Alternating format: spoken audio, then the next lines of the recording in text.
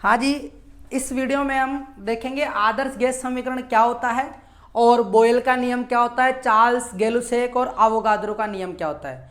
ये बहुत महत्वपूर्ण है। इसी के आधार पर हम समआयतनिक वक्र, समदाबीय वक्र ये सब सीखते हैं, तो हमें ये आना जरूरी है। तो देखो, आदर्श गैस समीकरण जो होता है वो दाब, आयतन और तापमान के मध्य एक संबंध दिया जाता है। तो वो संबंध जो होता है वो होता है पी वी बराबर mu R T. P V बराबर क्या होता है? Mu R T. यहां पर पी जो है वो दाब है, पी किसको बताएगा? दाब को बताएगा। और वी जो बताएगा वो आयतन को बताएगा। और यहां जो ये म्यू है, ये म्यू मोलों की संख्या है, मोलों की संख्या है। और आर जो है वो आदर्श गैस नियतांक है, आदर्श गैस नियतांक है। और टी जो है वो क्या है? तापमान। टी यहाँ पे तापमान है। तो आदर्श गैस समीकरण इन तीनों राशियों के मध्य संबंध बता रहा है। पी वी बराबर क्या होगा? Mu R T. म्यू और आर ये कांस्टेंट मान होते हैं, तो यानी इनका मान नियत आता है। क्या आता है इनका मान? नियत मान आता है। तो इसी के आधार पर हम जो है बोयल और चार्ल्स गैलुसेक के नियम को समझेंगे। तो देखिए, बोयल नाम के वैज्ञानिक ने यह कहा कि यदि हम ताप को नियत रख लें, किसको नियत रख लें? ताप को। अब मैं आपको ट्रिक बता देता हूं कि आप बॉयल के लिए कैसे याद करोगे। भाई बॉयल ने ताप को नियत रखा, तो बॉयल करना, किसी चीज को अपन बॉयल करते हैं तो यानी गर्म करना होता है। तो गर्म करना मतलब तापमान बढ़ाना। तो तापमान, आप तो इतना ध्यान रखो, बॉयल का मतलब ताप। तो बॉयल मतलब ताप। तो बॉयल के नियम में ताप को क्या रखा गया? नियत रखा गया।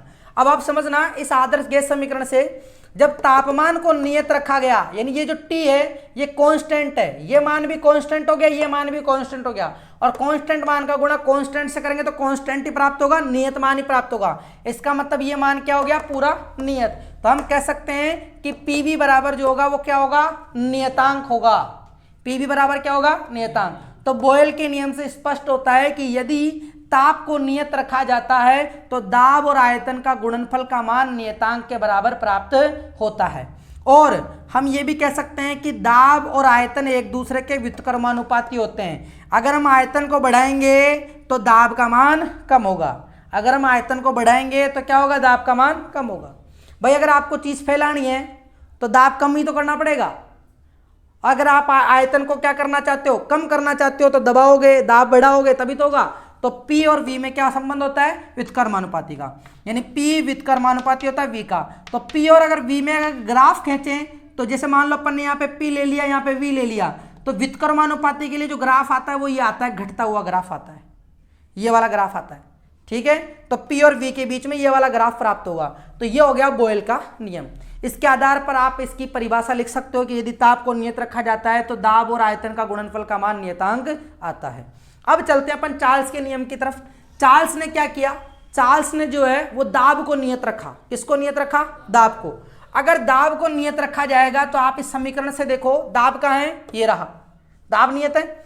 और नियत का गुणा V से करेंगे तो V प्राप्त होगा। तो V और ये भी नियत मान, तो V बराबर क्या दिखाई दे रहा है? T। V बराबर क्या दिखाई दे रहा है? T। इसका मतलब T के मान को बढ़ाएंगे तो V का मान भी बढ़ेगा। तो हम कह सकते हैं कि V समानुपाती क्या होगा? T।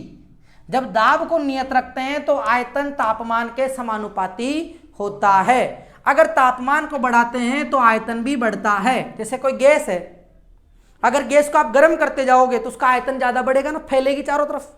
तो तापमान बढ़ाने से क्या होता? आयतन बढ़ता है। तो V समानुपाती क्या होगा? T।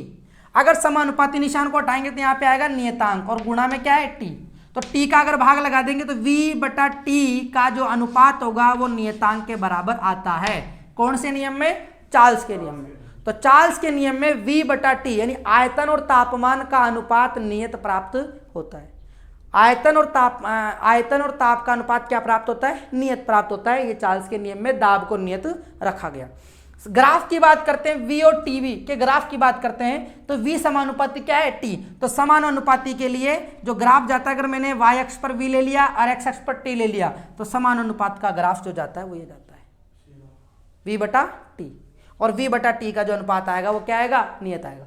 अब बढ़ते हैं गैलुसेक के नियम की तरफ। तो गैलुसेक ने क्या किया? गैलुसेक बड़ा अक्षर, बड़ा शब्द, तो बड़ा, 3 राशियों में ताप दाब में आयतन सबसे बड़ा, तो गेलुसेक के नियम में आपको किसको नियत रखना है? आयतन को नियत रखना है।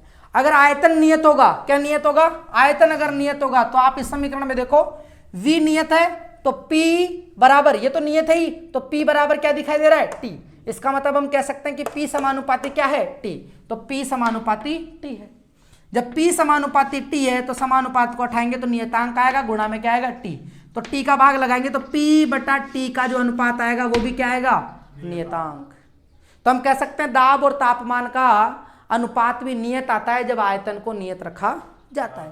यह है गेलुसेक का नियम।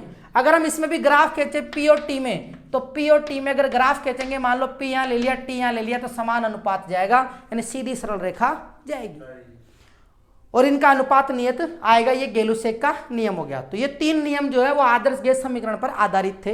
अब बात करते हैं आवोगाद्रो का नियम। तो आवोगाद्रो का नियम ये कहता है कि अगर अपन समान आयतन की बात करें तो समान आयतन में अगर दाब ताप ये सब नियत हों तो मोलों की संख्या जो आएगी वो बराबर आएगी।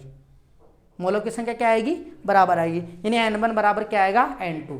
यही है आवोगाद्रो का नियम। तो इस तरीके से हमने आदर्श गैस समीकरण और ये सारे नियम समझ लिए हैं, बॉयल, चार्ल्स और गेलुसेक और आवोगाद्रो का नियम। ठीक है, अब इसके बाद में हम सीखेंगे समतापीय वक्र, समदाबीय वक्र क्या होते हैं। Thank you.